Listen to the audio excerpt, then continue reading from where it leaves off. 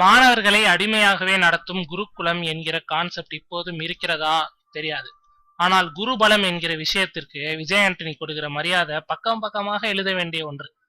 2005ல சுக்ரன் என்ற படத்தின் மூலம் தன்னை அறிமுகப்படுத்திய இயக்குனர் S.A. சந்திரசேகரனை இன்றளவும் மறவாத இடத்தில் வைத்திருக்கிறார் விஜய் ஆண்டனி. இன்னைக்கு சென்னையில நடந்த சைத்தான் பட பாடல் வெளியீட்டு விழாவுக்கு சீஃப் கெஸ்டே S.A.C தான்ப்பா. இங்கு மட்டுமல்ல, தனது வாழ்வில் நடக்கும் முக்கியமான நிகழ்வுகளில் எல்லாம் தவறாமல் அவரை அழைத்து விடுவார் விஜய் ஆண்டனி. விழாவில் பேசிய S.A.C தனக்கும் விஜய் ஆண்டனிக்குமான ஆரம்ப நாட்களை சுவாரஸ்யமாக நினைவு கூர்ந்தார். சுக்ரன் படம் எடுத்த நேரத்துல இவருடைய பேர் அக்னி. டைட்டில்ல என்னப்பா பேர் போடுறது என்று கேட்டதற்கு அக்னின்னு போடுங்க என்றார்.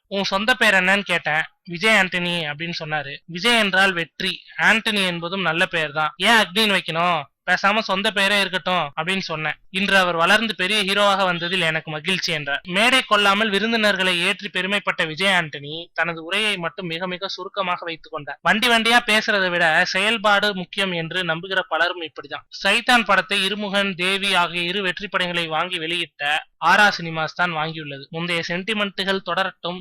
பின் குறிப்பு: இப்பவும் இசை சம்பந்தமான கல்வியை வித்வானிடம் கற்று வருகிறாராம் மிஸ்டர் சைத்தான். தினம் தினம் எதையாவது கத்துக்கணும், அதுதான் நல்லது.